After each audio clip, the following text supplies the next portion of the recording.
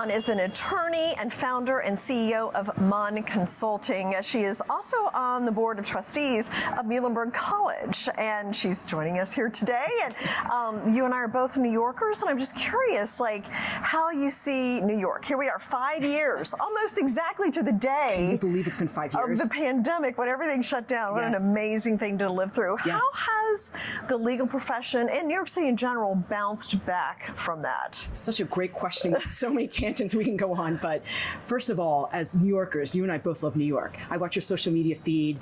We're always taking advantage of New York. And I just think this city has been through so much. Like, we're both lifelong, well, we've both been to, I've been in New York now, what, 2 decades? So that solidifies me as an official bona fide New Yorker.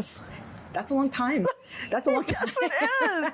We've known each other for a while. Yeah. But I feel that New York is, it always bounces back. Like, it always seems to be able to reinvent itself and come back. And I always feel confident that with new people coming to New York and young people coming to New York and still being Instagrammable and the destination place, I think it's still going to thrive. Okay. Call me crazy. Some people predicted its demise. I think it's going to come back. Well, I'll tell you, like, so I was here during 9/11, and then of course the pandemic, and I was, after 9/11, I was sure New York would come back. After the pandemic, I was like, I don't know. I mean, we had the remote work and we were shut down for so long, and but New York is totally back. It's totally back. I mean, even with the congestion pricing, I can't believe that people are still coming in, and it seems more than ever. They're just coming in. And now that everyone is returning to work, I know that certain CEOs on Wall Street are requesting that their employees come back. Some people might not be happy about it, but I mean, I think that you should take advantage of every opportunity to come to New York. This is the best city in the world, the best of the best network. If I were a young person, I'd be here all the time. That's good. So, well, since you brought up young people. Not that I'm not young. Yeah, well, let's talk about that. Yes. So you're on the board, Muhlenberg College. Yes. How would you advise students who are looking at a field in law, and you're also, your consulting firm helps with placing executives. That's right, that's right. So what about people who are studying business, law? What kind of advice would you give to them? So I am so happy to be on the board of Muhlenberg College. I just was elected to the board about a year ago. I'm an alum of Muhlenberg College, so I'm very proud of my school. I would advise anyone that would listen to me that take advantage of every opportunity. And Muhlenberg is great because it's a liberal arts school. And while you're young, I say soak everything up. While you're trying to figure out what you want to do with your life, why not take in every experience that you can? And then to our point about New York, where else can you get this much experience in anything that you want to do in the greatest city in the world? Well, and you talked about networking, the importance of that. And so many young students might be tempted to work from home, but getting out and meeting people is absolutely crucial. I agree. If I were young, I keep saying if I were young, but I'd say, you were right out of college. I'm right there, 10 years ago when I was young. Yeah. I just think that if you have the opportunity to network, this is the time when you need to do it. New York City is a plethora of some of the most prominent people in their fields, whether it be the arts, whether it be the sciences, in business, anywhere.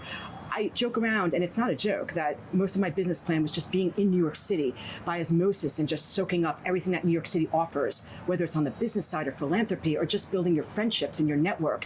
It's such a great place to be, and I think more people should take advantage of it. Yeah, and get involved in some of those groups. There's meetups and things like that. It's probably something literally every night. Yes. You can do in New York that's involved with, you know, whatever field you're interested in. You can meet people. Yes. AI, and I know that has been something that has it disrupted the legal industry, and if so, how? I think it's a disruptor. I think we're still in early stages. I do believe, though, that it will make certain tasks in the legal field more efficient. I think it's necessary. I think it'll be very helpful. People are afraid of it, but I think you have to really embrace it. And if you stick your head in the sand, and you'll just get behind, because it's here to stay. And there's, like with everything, there's good and bad to AI, but I do think it's going to be disruptive, and I think we need to just watch as all of these developments unfold with it. Well, and it's not perfect either. No. It can maybe help you save some time, but it has to be double checked. It has to be with a human hand. It has to be with a human eye. Most recently, even in law, there was a law firm, and I won't mention it on the air, but there was a firm that had an associate that was doing a brief, and the brief it was solely relied on AI. And the associate didn't check the veracity of any of the quotes or any of the case law, and he submitted it to the judge, and every single case was wrong. Wow. So that's a overboard, painful lesson that you really have to have some oversight to AI. It's not on its own. It's not functioning on its own. You still need a human to look at it and check it out. Yeah. What are some other trends in law that you're seeing, and in executive recruiting? What are they looking for? I think that there will always be a place for executive recruiters, because if you are looking for a human touch, that's something that AI cannot do. You can send out want ads, but it really takes someone with expertise in the area to figure out, is this person going to fit the culture of a company? Culture is very important. People always look at business and they look at the credentials, but you have to have the right fit to really be the glue of the firm that holds a firm together. So I think that people will be focusing more on culture and fit. I think AI will make some tasks in recruiting easier, but I think there still has to be that element of expertise guiding the way through recruiting. Yeah. And for people in college, I mean, what can they do now and right out of school to build a resume where it will help take them up to the C-suite? Absolutely. I say network now, like today, network with everybody. You don't know if your classmates are going to be the next CEO of a company. Right. You never know where your next lead will come. You just don't know. And I say also be nice to everybody. Keep in touch. And nowadays it's so much easier to do that with the advent of LinkedIn and all of these other tools. You can keep in touch with everybody, follow their careers, and reach out to everyone. Keep in touch. Let people know what you're doing as well. Be very proactive in your own life. You are your own brand. You always have to, no one's going to come and help you. You have to be out there always promoting yourself in a positive way. Yeah. So I think that's extremely important. And I think that when you get a good basis for doing that and you develop a great network, it just builds on itself. Yeah. Well, good advice for kids, because I know, so many kids are in college and they don't have that guidance. That's right. And so, but I think the key is in what when I talk to college students, I say yes. Yeah. I say yes to just about it. Can't say yes to everything. There's some things you shouldn't say yes to, but don't ever be like, I'm tired. No good story ever started with, I stayed home on the couch. Like, go out and meet people, and sometimes it leads to nothing, right?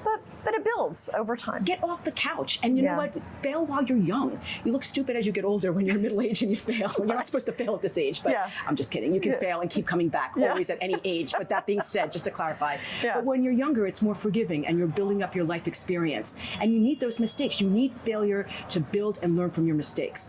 And no successful person has ever been successful without some type of failure to learn from. You need humility. You need to learn how to come back. You need to build your confidence, and that's failure. Like it or not, you're going to fail. I mean, you could point to any successful person and these things didn't work out for them.